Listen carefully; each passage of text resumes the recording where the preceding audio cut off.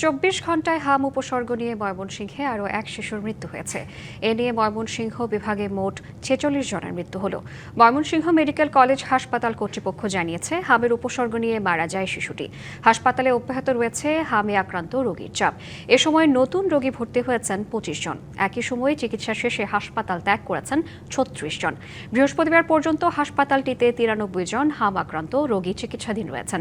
এদিকে চলতি বছরের ১৭ মার্চ থেকে ৪ জুন পর্যন্ত হাসপাতালে মোট ১,৮৫২ জন হাম রোগী ভর্তি হয়েছেন। এর মধ্যে ১,৭১৩ জন সুস্থ হয়ে হাসপাতাল ছেড়েছেন। হামে থামছে না মৃত্যুর মিছিল। মায়ের বুক খালি করে না ফেরা দেশে পাড়ি জমাচ্ছে কোমলমতিরা।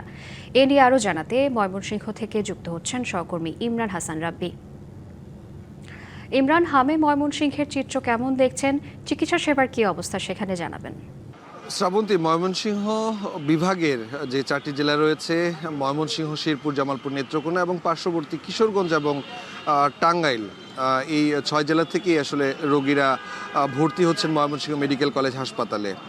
আজকেও আসলে আমরা যে তথ্য পেয়েছি, গত 24 ঘন্টায় হামের উপসর্গ নিয়ে ময়মনসিংহ মেডিকেল কলেজ হাসপাতালে আরও এক শিশুর মৃত্যু হয়েছে।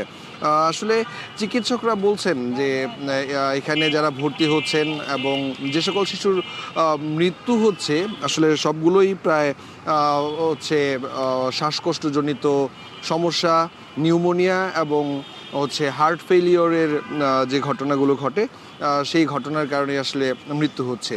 আর এখানে সর্দি, কাশি এবং জ্বর নিয়ে ভর্তি হওয়া রোগীদের মধ্যেও নতুন করে হামে আক্রান্ত হচ্ছে এমন ঘটনাও আসলে ঘটছে বলে আমরা তথ্য পেয়েছি।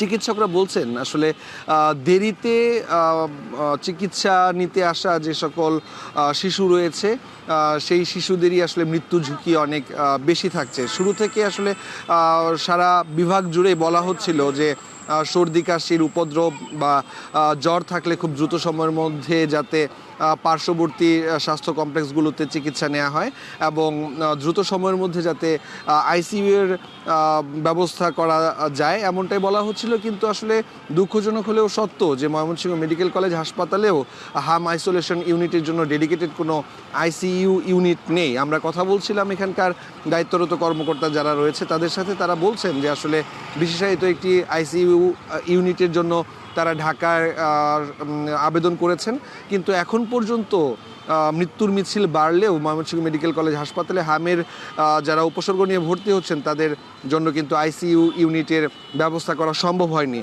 আমার কাছে যে তথ্য রয়েছে, গত 24 ঘন্টায় এই হাসপাতালে 25 জন নতুন রোগী ভর্তি হয়েছে এবং ছুটি হয়েছে 36 জনের, এবং 24 ঘন্টায় এক শিশুর হাম উপসর্গ নিয়ে মৃত্যু হয়েছে। এখন পর্যন্ত ময়মনসিংহ মেডিকেল কলেজ হাসপাতালে চিকিৎসা নিতে আসা 46 জনের মৃত্যু নিশ্চিত করেছে ময়মনসিংহ মেডিকেল কলেজ হাসপাতাল কর্তৃপক্ষ। এখন পর্যন্ত গত 17 মার্চ থেকে 1852 জনের চিকিৎসা দেওয়া হয়েছে এই ময়মনসিংহ মেডিকেল কলেজ হাসপাতাল থেকে, যার মধ্যে সুস্থ হয়ে বাড়ি ফিরেছেন 1713 জন। আসলে অভিভাবকদেরকেও বলা হচ্ছে যে শিশুদের যদি ঠান্ডা, জ্বর বা সর্দি থাকে তাহলে দ্রুত সময়ের মধ্যেই যাতে চিকিৎসকের শরণাপন্ন করা হয়। এই দেরিতে রোগীকে হাসপাতালে নিয়ে আসার কারণেই আসলে মৃত্যু ঝুঁকি বাড়ছে বলেও আসলে চিকিৎসকরা আমাদেরকে জানিয়েছেন। আসলে এই বিভাগে 4 জেলা এবং পার্শ্ববর্তী 2 জেলা সহ 6 জেলা থেকে আসলে রোগীরা নিয়মিতই আসছেন। আর অন্যদিকে আসলে হামের যে টিকা কার্যক্রম, সেই টিকা কার্যক্রমও ইতিমধ্যে শতভাগ সম্পন্ন হয়েছে বলে আমরা নিশ্চিত হয়েছি। এই ছিল শ্রাবন্তী আমার কাছে ময়মনসিংহ মেডিকেল কলেজ হাসপাতাল থেকে হামের সবশেষ আপডেট। ইমরান, ধন্যবাদ।